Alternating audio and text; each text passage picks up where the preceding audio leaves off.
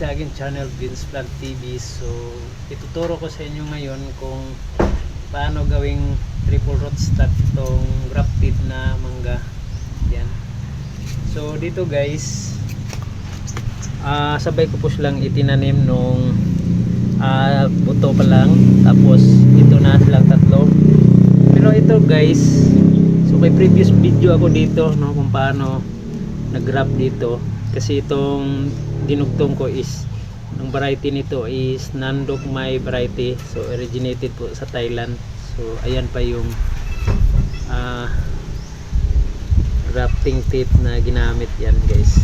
So ito guys, ito yung materialis natin. So itong tools natin is kailangan po natin na mag-disinfect muna sa ating mga kamay para hindi makontaminate ng fungus. Kasi susugatan natin yung mga rootstock guys. Yan. Yung tools guys, so kailangan ding ma-disinfect guys. Yan. Importante yung disinfection. So itong dalawang rootstock guys, ikabit ko siya dito. Yan, dito. So ganyan lang. Alin lang muna natin to. Ayan. Tapos dito lang siya ikabit guys, dito. So yan. Ayan, ganyan lang ha. Yan.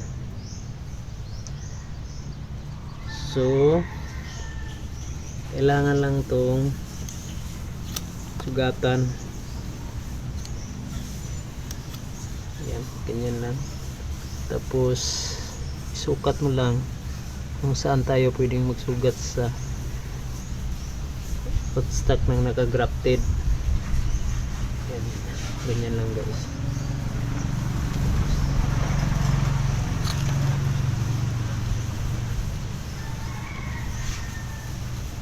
Yan.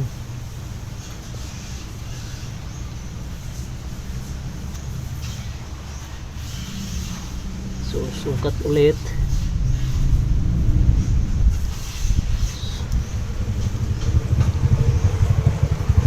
Kung kailangan lang ng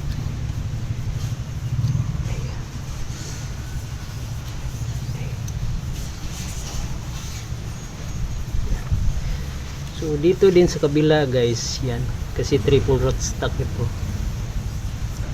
So ganyan lang din. Ayan. Tapos cut. Yan.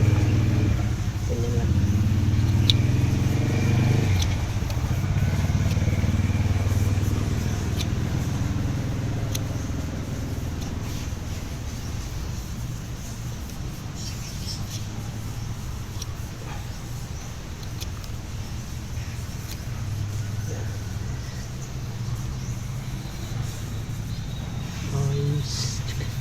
Ayan.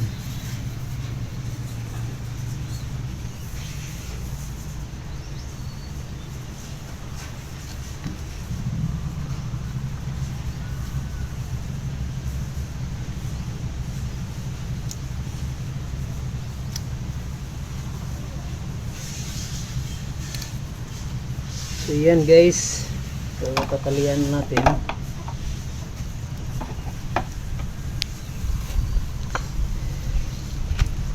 So sabay lang po siya lang tatalian. Saka dito. So medyo tanggalin lang ito guys. Ayan.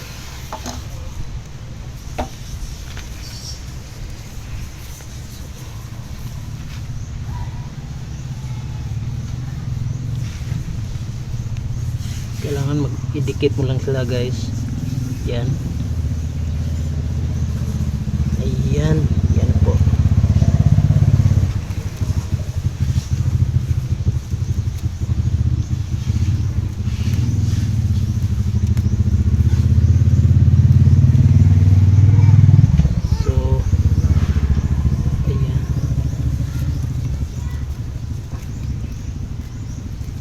So magiging triple rootstock. Ayan sila guys.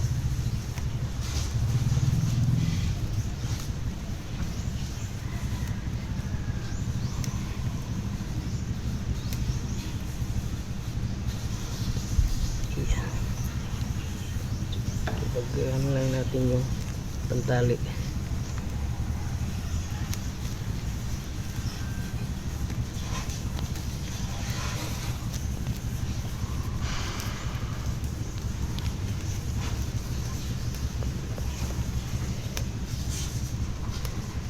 So mas madali siyang ikabit guys pag magkasabay silang itinanim.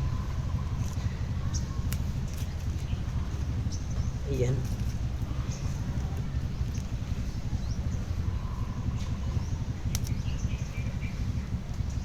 Ayan.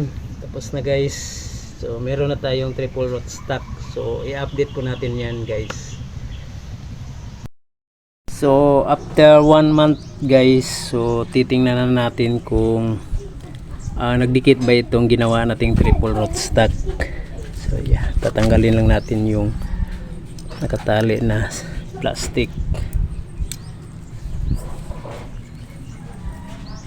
Ayan.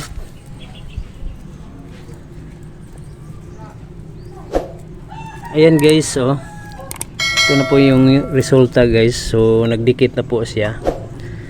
So thank you for watching guys.